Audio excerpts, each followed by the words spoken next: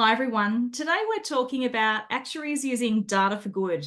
It's become a popular catchphrase, but what does data for good actually mean? And what does it look like for actuaries in practice today?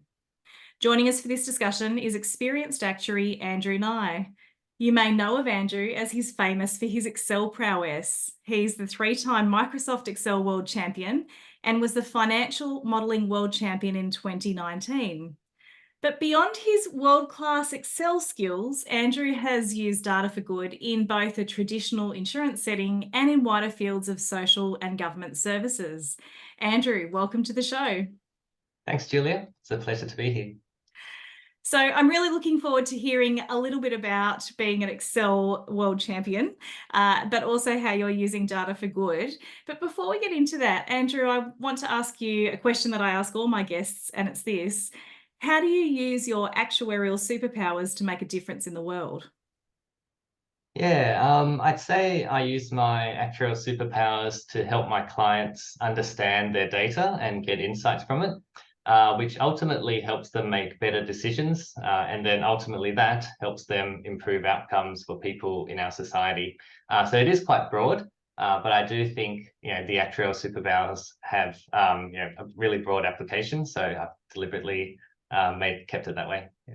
Yeah, it's amazing what we can do and making a difference with data. It's not just about the tools we're using or the number crunching that we're doing, but to be able to derive those insights to make a difference. I think that's one of the things that's so great about being an actuary.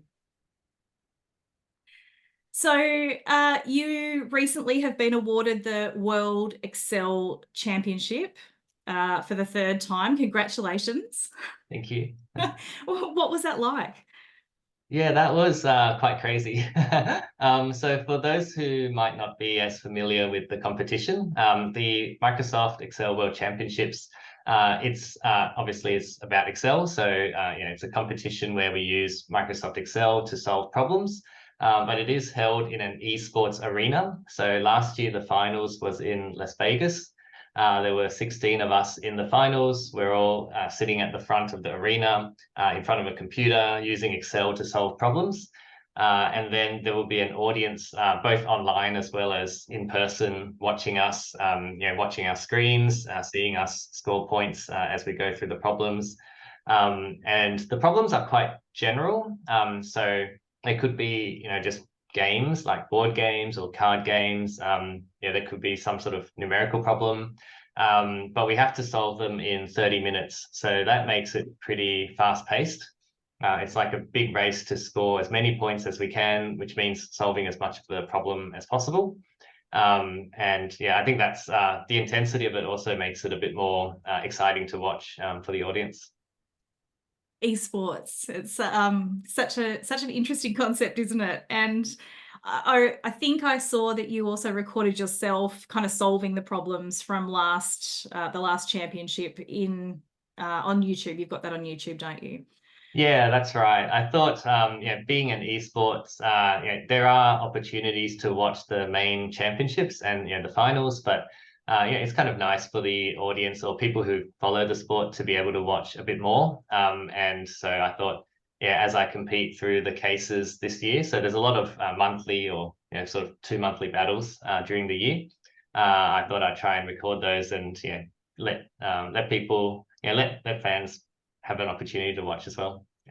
How exciting to have a fan base for your for your Excel championship. I think that's so awesome. And so I'm not going to ask you more about the championships or VLOOKUPs. And actually, I heard your podcast with the Maverick, and I'm probably showing my age if I talk about VLOOKUPs because I know that you don't like VLOOKUPs, and I agree they're not very stable, and there's lots of better options to use these days.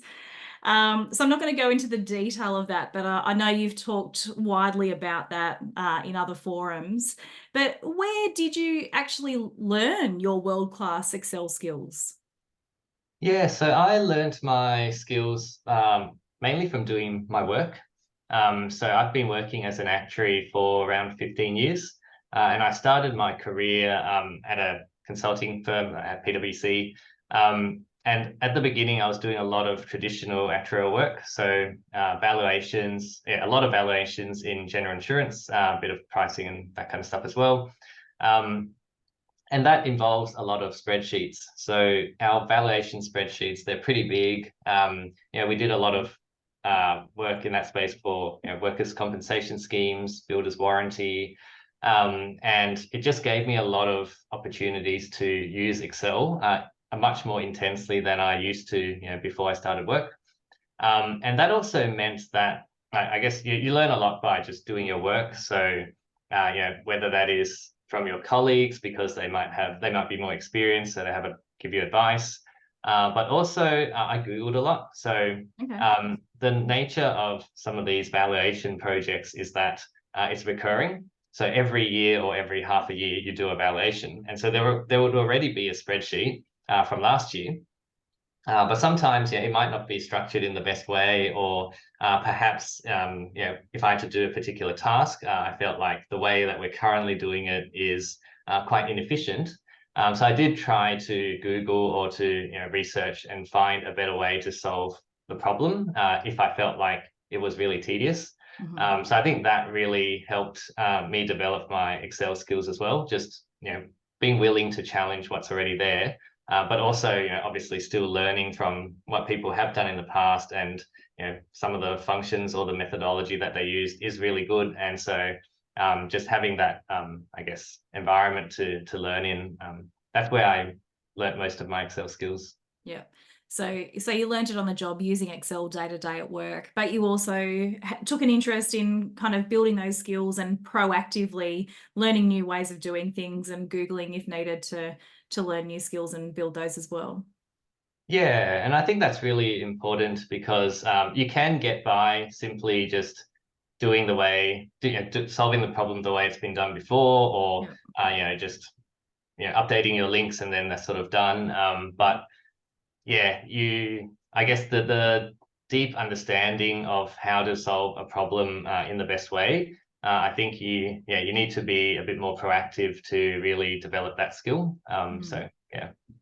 Yeah, and I think Excel's changing and getting better over time as well, isn't it? VLOOKUP used to be a really cool, handy tool, and now it's quite dated and there's lots of better options that you can use instead. So if you're not staying up to date with what Excel can do and proactively building those skills, I guess you may get left behind. Yeah, that's right. It does help if you have, like, if you work at a company where there's other people who are also staying on top of these things. So, sometimes I've learned about new functions because someone else has mentioned it. So it's not always on me to Google everything. But yeah, definitely, I guess in the last 2 or 3 years, Excel has really improved a lot. So if you're still using functions from back in the day, then there's probably a better way of doing it these days. Yeah. Excellent. Okay, so using data for good in the insurance space, that's where you learnt your Excel skills. Can you tell us a bit about what you enjoyed most working in that traditional sort of actuarial space? Yeah, sure. So I guess any sort of numerical problem, I probably enjoy. I do like maths, so We're I did actuaries. find, yeah, exactly. I guess that's how I ended up being an actuary. Yeah. So yeah, I definitely found the work interesting.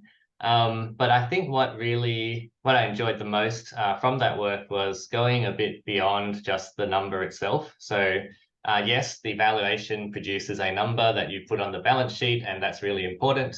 But what I found more enjoyable is when the work that I did or the analysis behind that number or the trends that we're seeing, that becomes, that forms insights and that helps the client understand what they need to do. And so, yeah, yes, it is a number, but it's also giving really useful, valuable advice to my clients to help them, I guess, help them manage the scheme better.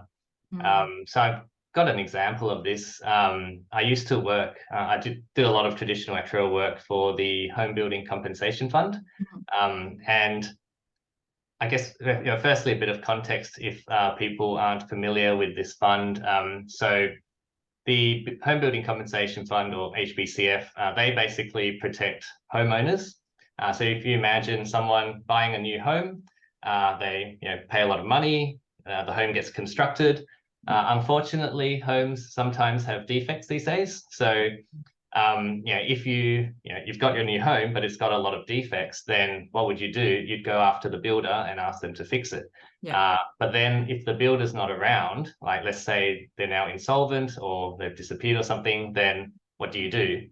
So that's where the HBCF comes in. And also, even if like your home is not fully complete and the builder's got insolvent, then they'd also come in and provide that safety net. So to me, that's really important because buying a new home is it's really expensive. It's a lot of money. It's like your life savings. It's a lot more impactful than just going to the supermarket and buying a product, right?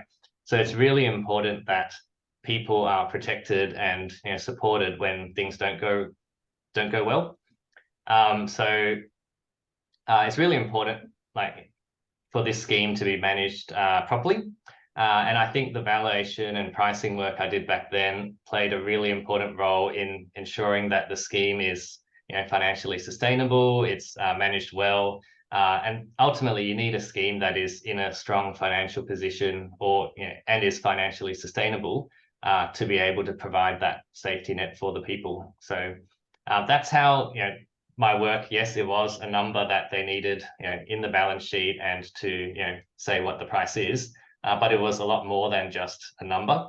It really helped ultimately protect people. What a great example of using data for good, Andrew. It's not just about the maths for the maths sake, and we love doing the maths. It's about it's using the maths and using the data to help make better decisions and create that safety net for people. What a great example. Yeah. And I can say the same for a lot of the other traditional work that I did. HPCF's not the only one I did. I did a lot of work for workers' compensation schemes. And again, you can think of who are the clients of a workers' compensation scheme.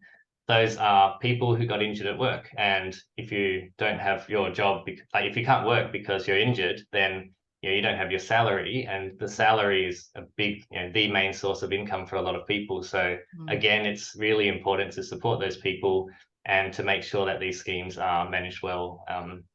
So yeah, definitely, I think a lot of the traditional work, in fact, a lot of the work that actuaries do, there's a very meaningful cause at the end.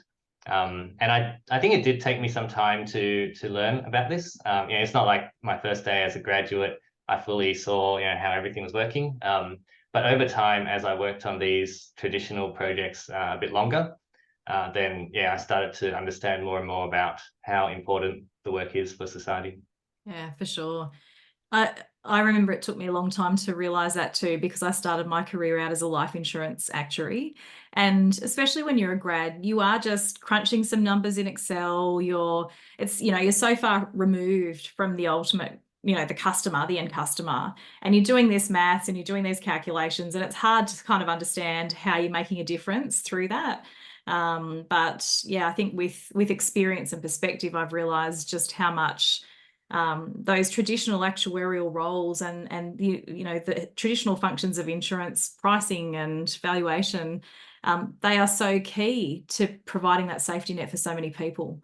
And that's the ultimate big picture of using data for good, even though it can be hard to see that, especially when you're just starting out. Yeah, definitely.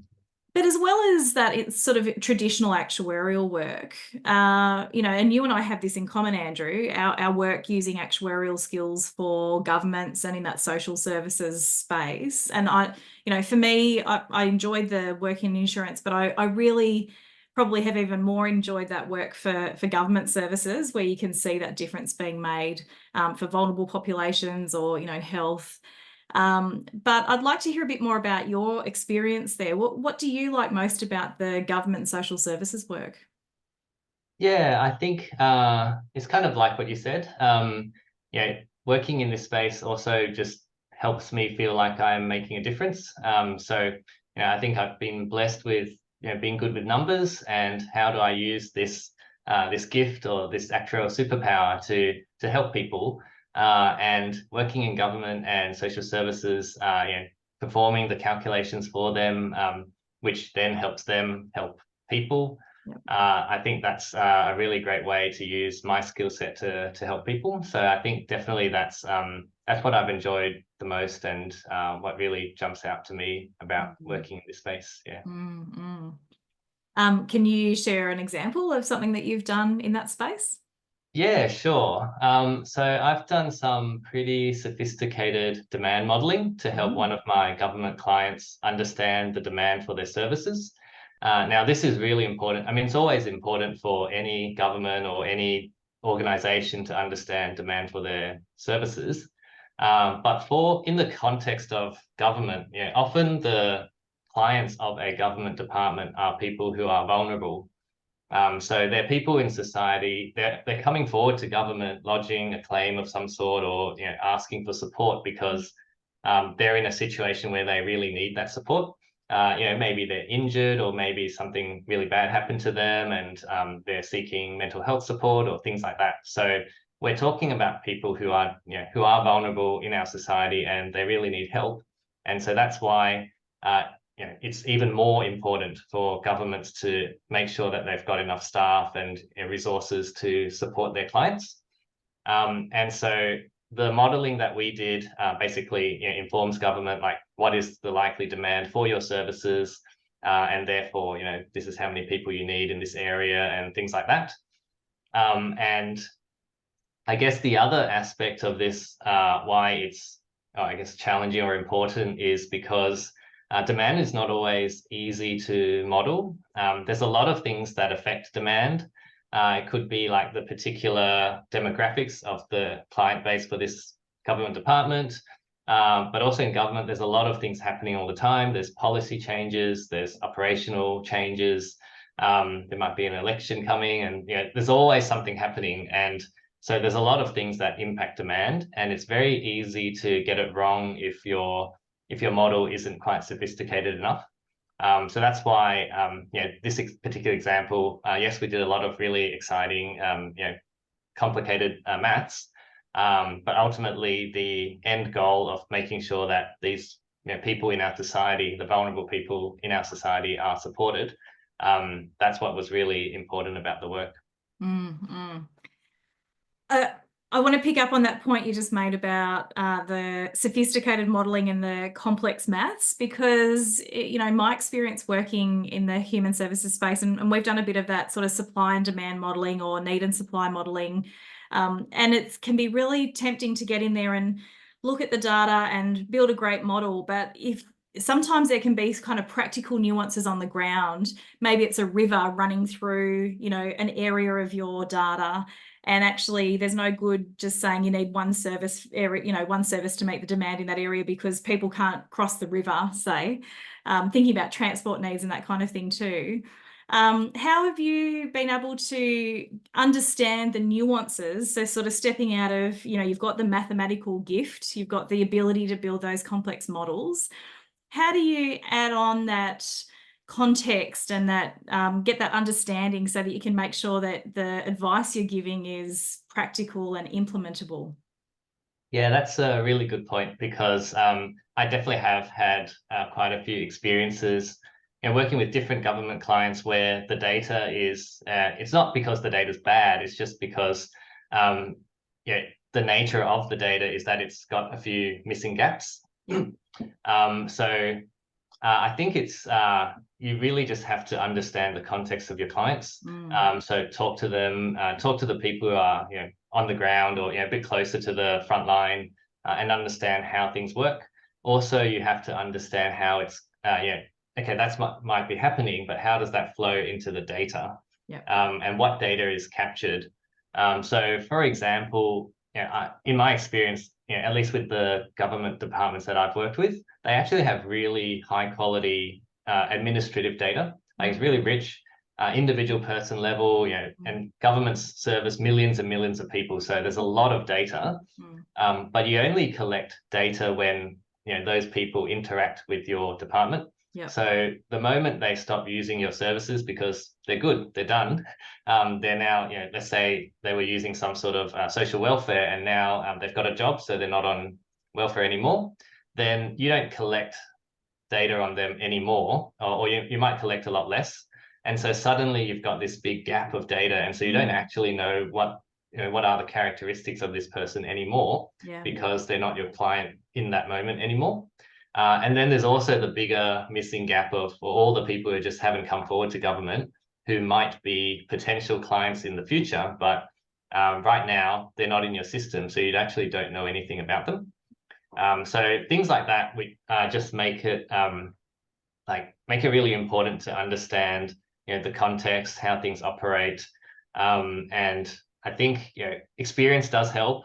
Just having gone through a few projects like this, I sort of know what to look out for a bit more. But it's really just important to talk to the people who work in these departments, because they will always understand a lot better than me, as like someone who's just coming in a bit less experienced than they are. Yeah, absolutely. And I think that's where the actuarial skill set is so valuable, because we're not falling for the trap of thinking, oh, we have a really lovely data set, we can just rely on that and just put that through our model. We're thinking about the bigger picture. We're thinking about the context and the nuance that isn't in the data, even if we've got really nice, clean data, as you said.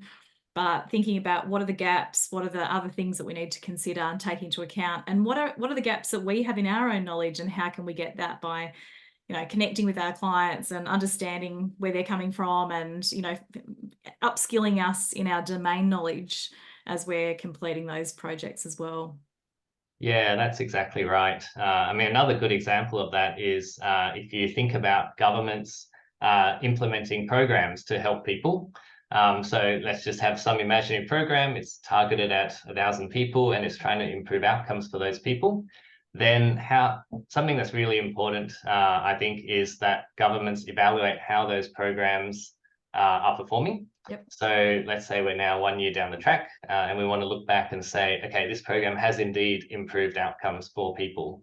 But the thing is, when the people who are in that program are the vulnerable people, they're already high risk. They're actually much more likely to have poor outcomes, like if your program didn't exist. And maybe it did make a difference, but it's hard to compare them with a different group of people who are lower risk. Yep. So just making sure that those sorts of comparisons are fair is really important. And that's something that's also often hidden in the data, because the way people get selected to be part of a program, it's not just based on the fields in your data set. It's there's people who might be making subjective decisions, or people who are just experienced working with vulnerable people, and they just know who is most likely to benefit from a program or something like that. So it is complicated, but really important to have that domain knowledge and really make sure we account for that properly. Yeah, absolutely. Okay, I could talk about this stuff all day because it's one of my favorite topics. But and some great examples there, so thanks for sharing those. But working in social services and government, it's not always easy, even if we put away sort of some of the data challenges and nuances that we've just been talking about. Andrew, what have you found most challenging working in this space?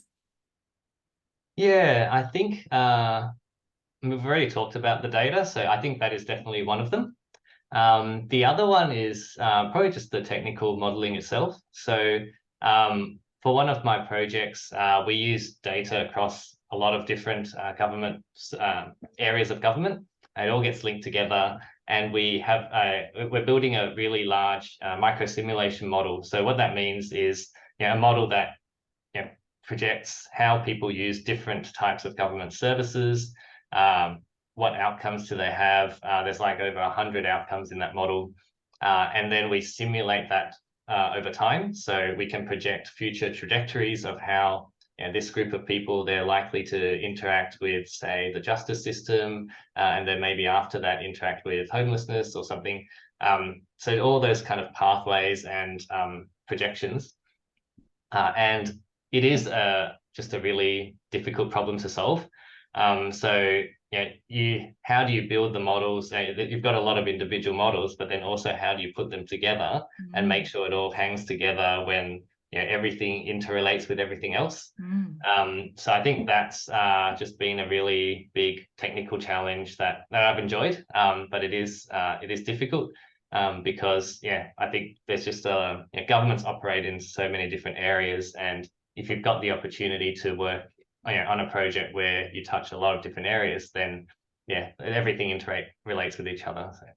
Yeah, I mean, humans are complex, aren't they? And it Yeah, sounds that's like what right. you're trying to do is model human behavior across different touch points with government and, different things, different events happening in their lives. That's a huge task to be able to map that and simulate that. So I can imagine that would be a big challenge, but it sounds like it's one that you've enjoyed. Yes, it is. I think that part of the challenge appeals a lot to my I guess mathematical mindset and Yeah. analytical kind of interest. So yeah. Yeah. Yeah. Excellent. So, Andrew, we've talked about how you built your Excel skills when you started out as a general insurance actuary and applying those skills day to day, but also proactively learning new skills, new functions, whether it's through Google or through your colleagues sharing ideas. You've talked about how you applied that in a general insurance sense and how that was meaningful work for you, that you were making a difference and creating that safety net, not just through doing the maths, but what the maths derived in terms of insights. And you've talked about how you've then gone on to use your mathematical gifts in the social services and government space as well, and made a difference there with a range of different activities, and that work's ongoing. I'd like to finish our interview with one question, and it's this. Andrew, what's one tip you'd have for actuaries wanting to use data for good? I think I would suggest, or let's say, I think a key to being successful is to be adaptable. So thinking back over my own experience, I've adapted skills that I learned in the traditional space to a different context where I'm working with governments in social service space. I think the actuarial skill set is very adaptable, but we have to think about all of our experiences in the past and making sure that we remember them and how do we apply them in a different context. Sometimes it's just terminology that's a bit different. But if I think about how did I do a lot of the modeling that I did for government, often it's building, if it is in a spreadsheet, I might be thinking the same way that I'm thinking of a general insurance problem, like with a triangle and things like that. So everything's very adaptable. And so it's important for us to really take advantage of that and, use your skills that you've built up over the years, potentially in a different area, to adapt to a new area. And I'd also say, even within government itself or within a particular industry, there's always things that change. So being adaptable to whatever's happening in government, if there are policy or operational changes, how do we adapt to that and just understand what's going on and how that impacts the work that we do. So yeah, I think that's probably my one tip. Fantastic. Great advice. Thank you, Andrew. And if there's actuaries listening who would like to get in touch with you or maybe share Excel functions or something else about actuarial work that you've been doing, how can they reach you? I'm on LinkedIn, so I'm probably not that hard to find. I'm guessing you'll put a link or something like that anyway. So yeah. We'll put a link to that in the show notes. Andrew, thanks so much for your time today. It's been really great hearing about your story, how you've built your Excel skills and how you've been using data for good. Thanks, Andrew. No worries. Thanks for having me on the show.